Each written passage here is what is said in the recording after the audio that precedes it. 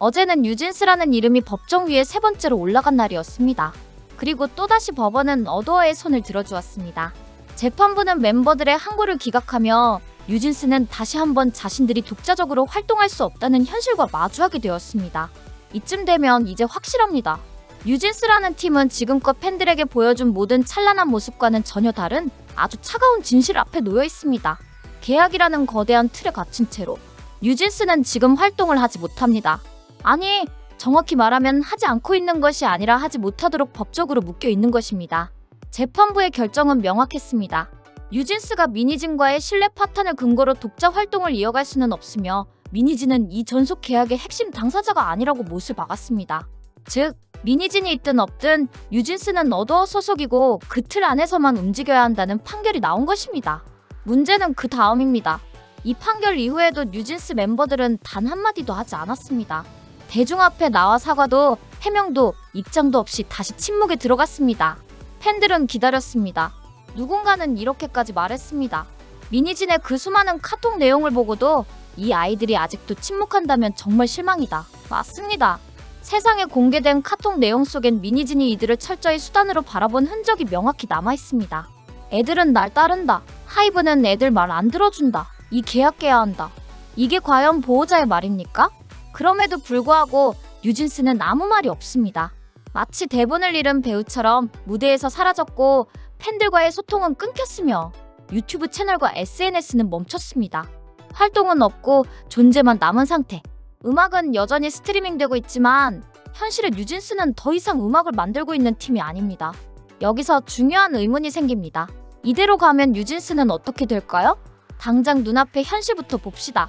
뉴진스는 현재 모든 활동을 멈춘 상태이며 법원 결정에 따라 독자적 광고, 행사, 콘텐츠 제작이 모두 금지됐습니다.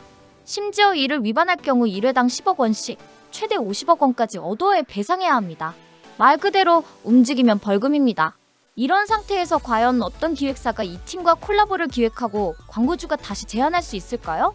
지금 뉴진스는 고립 상태입니다. 그것도 법적으로 명문화된 강제된 고립입니다. 게다가 뉴진스는 이미 복귀하지 않겠다는 입장을 법정에서 직접 밝혔습니다. 어도어로 돌아가는 것은 불가능하다고 못 박았습니다. 재판부가 중재의 뜻을 묻자 뉴진스 측은 이미 돌아올 수 없는 강을 건넜다고 답했습니다. 그 말은 팀으로서 복구가 불가능하다는 뜻입니다. 그런데 아이러니하게도 법은 이들을 계속 어도어 소속으로 묶고 있습니다. 이 상태에서 본안 소송이 끝나기까지는 최소 수개월에서 수년이 걸릴 수 있습니다. 그 시간 동안 뉴진스는 아무것도 할 수 없습니다. 그렇다면 이제 이 팀은 정지된 팀입니까? 아니면 사라진 팀입니까? 더 무서운 건 지금 이 상태가 단지 일시적인 공백기로 오해될 수 있다는 점입니다. 그러나 팬들은 알고 있습니다. 지금의 침묵은 공백이 아니라 붕괴입니다. 팀 내부의 신뢰는 무너졌고 미니진을 중심으로 한 운영진은 이미 법정 다툼으로 옮겨졌으며 회사는 새로운 그룹 론칭을 추진하고 있습니다. 다시 말해 뉴진스라는 팀은 현실적으로 주인 없는 브랜드가 되어버린 셈입니다. 그렇다면 여기서 우리는 진짜 질문을 던져야 합니다. 뉴진스는 누구를 위한 팀이었습니까? 처음부터 이 팀은 미니진의 감각과 철학으로 시작된 프로젝트였습니다. 멤버 개개인의 능력과 색깔도 분명했지만 팀의 설계와 방향은 철저히 미니진 중심이었습니다. 그런데 그 미니진이 이제 법정에서 주요 당사자가 아니라고 판단되었고 멤버들은 미니진 외에는 팀으로 복귀할 생각이 없다고 합니다. 결국 이 팀은 멤버도 대표도 회사도 서로를 인정하지 않는 삼각 분열 상태에 빠져 있는 것입니다. 그런 상황에서 팬들은 또다시 희망 고문을 받습니다. 어도어는 뉴진스가 제자리로 돌아오길 바란다고 말합니다. 복귀하면 전폭적으로 지원하겠다고 합니다. 그런데 그 제자리가 정말 이들이 원하는 무대입니까? 아니면 숫자만 남은 음원 시장의 자산입니까? 더 무서운 건 시간이 지날수록 뉴진스는 자신들의 무게 중심을 잃고 있다는 사실입니다. 어느새 팀의 정체성은 법정 싸움 중인 아이돌이 되었고 팬덤은 찢어지고 브랜드는 상품화되며 음악은 뒷전이 되었습니다. 뉴진스가 남긴 수많은 기록들, 4억 스트리밍, 63억 누적 재생, 억 단위 조회수, 수십 개의 브랜드 모델, 이 모든 것이 정상적인 팀이었을 때의 이야기입니다. 지금은 아닙니다. 앞으로 뉴진스를 기다리는 건 오직 두 가지 길뿐입니다. 첫째, 본안 소송에서 완전히 지고 팀은 활동 불능 상태로 해체되듯 사라지는 길. 둘째, 억지로 어도어로 복귀해 활동을 재개하지만 팬들은 이미 냉소적으로 등을 돌린 길. 둘 다 아름다운 그림은 아닙니다. 이 상황이 계속된다면 뉴진스는 한국 아이돌 역사에서 가장 찬란하게 데뷔했지만 가장 급격히 무너진 팀으로 기록될 가능성이 높습니다. 뉴진스 멤버들은 아직 어립니다. 그들이 모든 상황을 정확히 판단할 수 있었는지는 미지수입니다. 그러나 지금 이 시점에서 그들은 선택해야 합니다. 자신들의 길을 침묵할지, 목소리를 낼지, 누구를 따를지, 누구를 떠날지, 무엇을 지킬지, 무엇을 버릴지. 한 가지는 분명합니다. 팬들은 지금의 뉴진스를 응원할 수 없습니다. 움직이지 않는 팀, 말하지 않는 멤버, 책임지지 않는 리더, 행동하지 않는 브랜드를 더 이상 응원하는 건 자기 기만일 뿐입니다. 팬덤이 떠난 자리에 남는 건 오직 계약서와 숫자, 그리고 공허한 논쟁뿐입니다. 지금 어더어는 돌아오라고 말하고 있습니다. 그 말은 굉장히 익숙한 표현이 됐습니다. 법원 판결이 나올 때마다 어더어는 거의 자동적으로 내놓습니다.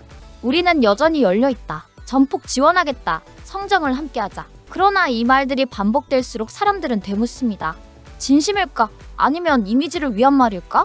어더어 내부에서는 이 중에 고민이 존재합니다.